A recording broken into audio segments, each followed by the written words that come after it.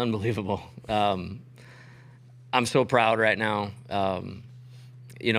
It's not to be taken for granted. Being here 2 years ago, that was special. Greatest night of my life. This is equal and maybe even tops in some ways. It was probably a year ago today. We had 12 players in our program that actually played on the field for us in 2024. 12. That's not a lot. And then, as Coach Bertman would say, we ended up with some really good fortune. We had to go to work. We got the really talented freshmen through the high school draft or through the Major League Baseball draft, and in a month's time, we were able to add Chris, we were able to add Anthony, Zach Cowan, Luis Hernandez, Danny Dickinson, to those 12 guys, which were the right 12 guys, and not included in that 12 is Chase Shores. And you don't get to this podium, you don't get to this moment without a lot of things going right over a long period of time. Chase Shores is the first real dude high school player that committed to us when I accepted the job.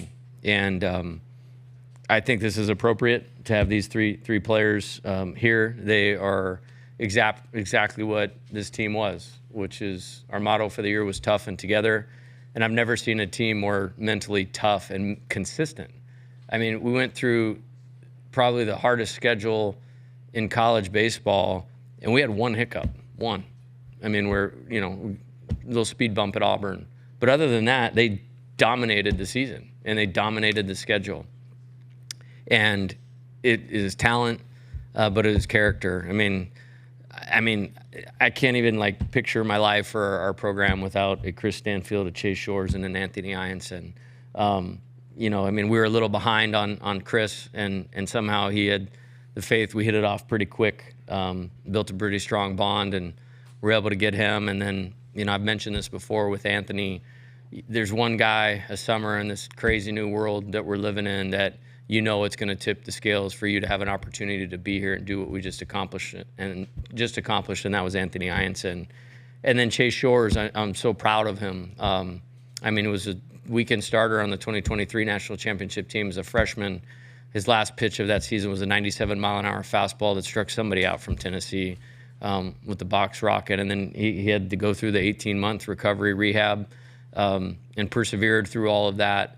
And there's nobody I would have rather had finish the game tonight for this second national championship than Chase Shores. And I could talk forever and ever about a lot of different things. I would just say these three dudes sum up what the 2025 national championship team was. I love you guys. I will do anything for you for the rest of your life. And amazing. You did this. It would not have happened without you, so thank you. Love you, Coach. Love you too. Time, we'll open it up to questions for Coach. Rogers D1 Baseball. Jay, when you and I talked in the fall, you had a pretty good feeling about this team, particularly from an offensive standpoint. Just what are your thoughts on just how this season progressed offensively? And also, I remember you saying, hey, if this Ianson guy pans out, we're going to be really good. And he panned out pretty good. Yeah, he's all right. I think it was unique. It was a new team, but I felt like I developed a really good feel for it quickly. And it was a style of player that fit maybe the totality of my career a little bit better than what we had last year. And we sent 13 dudes to pro baseball after winning the 23 national championship. And it's hard to overcome when you lose that talent. But it clicked. Chris, very dynamic player. And he didn't have a great season at Auburn the year before, but I liked him. I liked how competitive he was. I liked the athlete. And we felt like we could help him get better. He did. Danny is probably the star, guy that we brought in, and the person just far exceeds the player. He's so competitive. He's been playing with a broken hand since the first game of the NCAA tournament. Listen to what I just said. He broke his hamate bone in the game. He hit 2 homers in the first game of the NCAA tournament and just got 5 hits in Omaha, and we went 10-1. If that is not toughness, I don't know what is. So massive hats off. And then guys got better. Stephen Milam got better, especially down the stretch. Jake Brown got better. Jared Jones got better. And that's what happens. We can't promise that we're going to win 2 titles in 3 years and you're going to get to play in Omaha, especially going through the SEC. But I do promise them that they will be better players. And nobody does a better job of that than than our staff. And I mean, going off of Michael's question, if you're a pitcher and you don't want to come here right now, you're out to lunch. Like you're not thinking clearly, because that's 3 dudes that pitched in this series that are all going to be in the major leagues within 18 months. And the offensive side, that's kind of my baby, and I take pride in it. And it's just a nonstop effort of player development. And then as far as Anthony, he kind of tricked me a little bit in the fall, but now I get it. Like he knew he was good, and he was kind of pacing himself for this run. Then we don't win the championship without him. And I mean, it got maybe overshadowed a little bit by Cade, but I think he won 12 games too. That's a lot in today's college baseball. Wins the first game of the NCAA tournament, closes out the regional final, grinds out a win in the Super, gets us off to a good start here against UCLA, and then wins the national championship game. And I could tell pretty quick today it was going to go good for him, and he deserved to be on the mound for the winner today.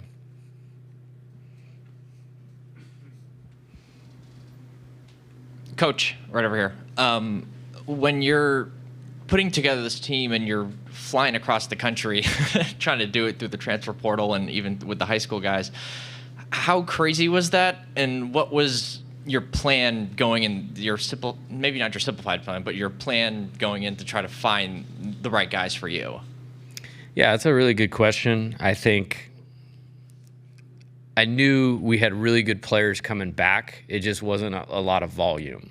I knew Big Man was going to get back and be healthy, and that was going to be a huge shot in the arm to the pitching staff. Might have been here 3 years in a row if he would have been healthy, and never had gotten hurt. I really believe that would have been possible if you add him to, what we had last year with Luke Coleman and Gage Jump. But 2 years in a row, in 23, we had 13 players drafted. That's an SEC record. Not an LSU record, an SEC record. Last year, I believe we had 8 pitchers drafted, another SEC record. That's a lot to replace over a 2-year period. And maybe it's why I'm just so proud of this thing. This is a completely different team. As far as putting it together, I felt like we were a little short last year, and it wasn't by much. It wasn't by much, but it was just a little short of being able to win any type of game. And in matchup, we didn't quite match up the way we needed to against, Tennessee won it last year against, them, or maybe some of the other, best teams in the country. But it wasn't by much. And I just went and did what I did to give us the opportunity to do this. And it's not like you're not trying every day of your life. It's just sometimes it doesn't work out, it's kind of funny story now, but like Nate Snead, who's like the best reliever in college baseball the last 2 years, we eliminated Tennessee. He went on a visit to Tennessee while we were playing Florida for the championship. He was supposed to come on a visit a couple days later. Never came. He committed to Tennessee. That's just how it goes. I can't control being in the finals 2 of the last 3 years and losing some recruiting days. It's just wild how it goes. But Chris, Danny, Zach Cowan, little bit of luck. We're playing Wofford. And I'm scouting Zach Cowan, going how did we land on this dude? This is who we're going to face in the first game of the regionals. And luckily they didn't pitch him because he'd thrown 800 pitches in the conference tournament. But he goes in the portal, and it's I'm not asking Nate. I'm not asking Jamie. I'm not asking anybody. This dude is coming to LSU. And we got him. And 5 1/3 against Arkansas is the most talented team in the country this year. And we're one of the best, the first team all-SEC reliever. We just hit on the right players that were 1,000% the right people. And you have to you can't do it. You can't do that without all of that. And we feel very lucky and fortunate that these dudes picked us. And what a season. We have time for one more question for Coach. You do a couple more. It's okay. Yeah. I just won agree. the national championship. Aaron Fitt's one of my best friends. He was nice to me before anybody even knew who I was in college baseball. Good call. Coach, Kate Anderson from last year to this year, and then throughout this year, same thing with Anthony and Chase got better, and other pitchers got better as the year went on. How valuable was it to have your Nate Yeske for 2 years, the first guy you had for 2 years as pitching coach? Yeah, he's amazing. Second year at Arizona, we made it to Omaha. Second year at LSU, we won the national championship. So I mentioned why pitchers should want to come here. Oregon State, Arizona, Texas A&M, LSU. So all you college baseball historians, find me another pitching coach that's gone to Omaha with 4 different programs. Now double national championship, Oregon State and LSU. And big leaguers and All-Americans and all that. Nate is the best pitching coach in college baseball. And we've led the country in strikeouts 2 years in a row. I mean, I think it really speaks for itself. And I'm proud of him. He's a friend and loyal, hardworking, and he's really good at what he does. And if you're a pitcher out there, high school or portal, you should want to come pitch here, largely because of Nate Yeske. And then Jamie Tutko is our director of pitching development and analytics and has helped take this thing to a new level as well. So we got it all. And I'm just really proud of that side of the ball. We had to elevate the talent in the LSU baseball program on the mound when I took over here, and we have, and we've executed it, developing them as good as I ever would have dreamed of or imagined. Thanks for taking extra questions, Coach. We stay here all night. We just won the national championship. Noah Bieniek of 11.7. Every at-bat during the College World Series when Michael Braswell came up, LSU baseball fans, standing applause. He made great defensive plays throughout the finals. Tallies a hit today. A statement on maybe Braswell's performance in the finals and also LSU fans. Well, we don't win the game last night without his defense.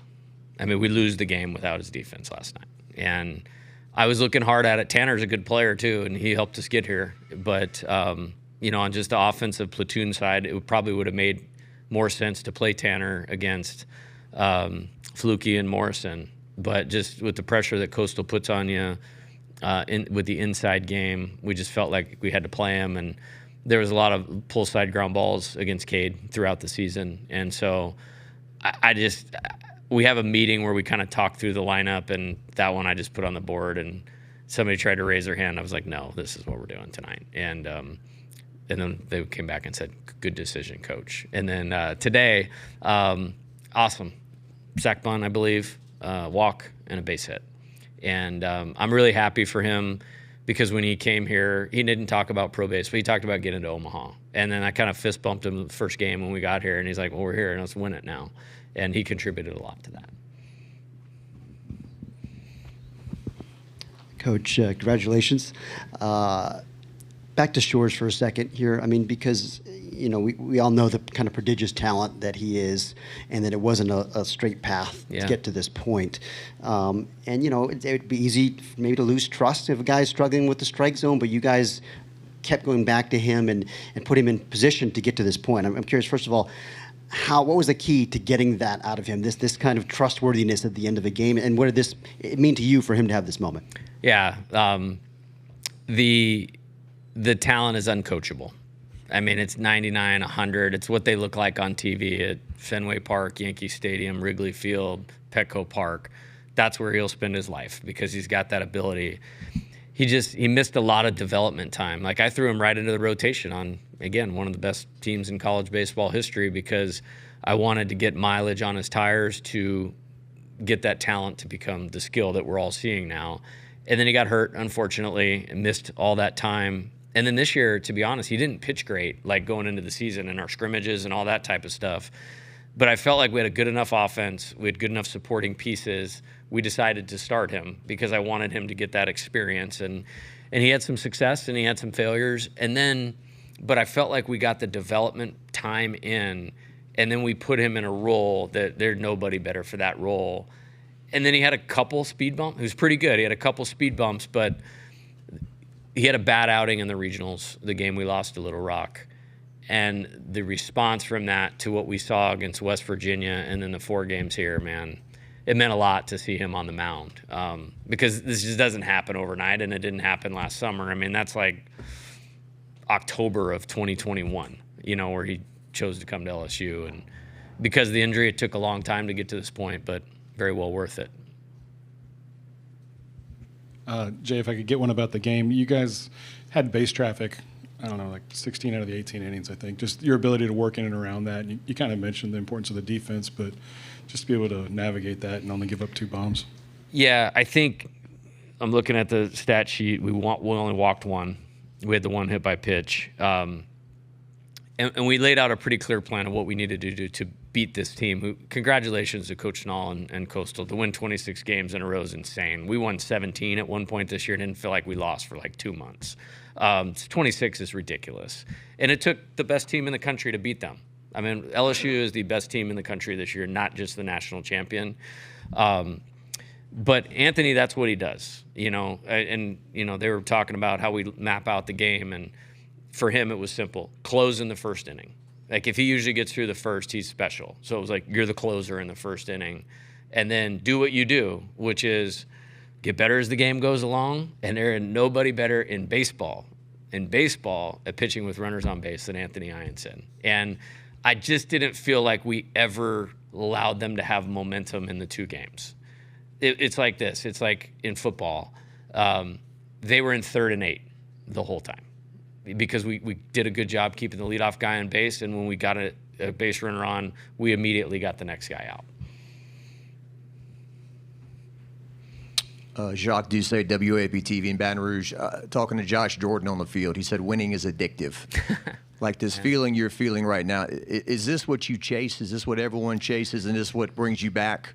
Obviously impacting young people, and you love the game of baseball, but this feeling right now, how do you describe it? Yeah, this is different. I mean, the first one was the first one, and I felt like in coming here to LSU, I felt like I could help that group of players in the second year that we were here do that. And we needed to add Skeens, White, those guys, but I felt like I could help Trey Morgan be a better player, and Jordan Thompson be a better player. And so that was kind of that. This was just, I'm so proud of how this team went about their business. Because again, I mean, these guys are really smart, and they know the pro prospects that some of these guys are. I think I might have even called Kendall, and he rated us like 3 in the preseason or 4. I'm like, man, are you sure? That seems pretty high, just because you didn't know, because it was so many new pieces. But they performed like national champions every single day of this. We had a great fall. They did what they needed to do in December. We had a great lead up to the season, the 4 weeks leading up to the season. Great in the non-conference. I mean, our league is so tough. Like, I mean, going 19-11 feels like amazing. You know what I mean? And then tournament time's our time. Tournament time's our time, and they were amazing in the NCAA tournament. What was your reaction, Scooter Hobbs, Lake Charles, America Press, what was your reaction to seeing your counterpart get tossed in the first inning? Yeah, that's my friend, too, and somebody I have great respect for. I didn't have any reaction because I was so locked into what we needed to do in the game. And I was ejected for arguing balls and strikes this year, and they don't like that when you argue balls and strikes. And I'm not sure really what happened. I saw the first base coach arguing, and then he came out, and I don't know what was said, and don't want to get into any of that. This is a tough situation, but I literally moved past it immediately because, I needed to be locked in on what our players needed from our coaching staff. Jacob Runner, Baseball America. Is there a common thread between these teams that you've had over the last couple of years that allows you guys to have this level of success repeatedly, even with so many new faces every year? Character, 100% character. And it manifests itself in different ways. The first one was real trust and buy-in. And, hey, man, I'm some dude from California, and that probably wasn't going to work in Louisiana unless the players trusted what we were going to do, and we did, and we made it happen in 2 years. And then this one, I think that happened a little quicker because of what we had done to developing guys for pro baseball. Grant Taylor and Paul Gervais just got called up here in the last 2 weeks, and Trey's on the way, and Jacob Berry's close. That's what they want to do. And there's nobody better at helping guys do that than the coaching staff at LSU. So these guys, I think it was more about we just hit on exactly what we needed from the person and the player standpoint. There was no mistakes. Like a guy like Eddie Yaman, he didn't play one play all year. In the dugout, in the bullpen, phenomenal. And this was like an all-conference player at another school. Phenomenal. So we just got the right guys on the bus. We're going to take one more question. Michael Poggi, LSU Sports. You talk about your relationship with Skip Bertman. He made it here today for the championship, 8th in school history. What did that mean to you for him to be here, and what was that conversation like at the end of the game? Yeah. First off, I mean, the local people have probably heard me say this, but like literally the best part of me being the head coach at LSU has been the relationship that I have with Coach Bertman. Like far and away is the best part of being the coach at LSU is the relationship that I have with Coach Bertman. He wouldn't argue with me. I would say the 2 national championships are up there tied for first with that, and I think he'd be okay with that. But he came into the coach's locker room today, and I knew he was coming, but it was still like, it caught me off guard for a second, and I was like, oh, we're winning today. Like, the man with the magic is in the house. And then he started talking like what we were going to do for the celebration. I was like, Coach, this is a pretty good team that hadn't lost in 2 months, so we got to try to figure out to beat. But he's the best, and I think it's so awesome that he's here and that he got to share in this championship game. Coach, we appreciate your time. Congratulations once again. Thank you very much. Good job. Hammond Communications will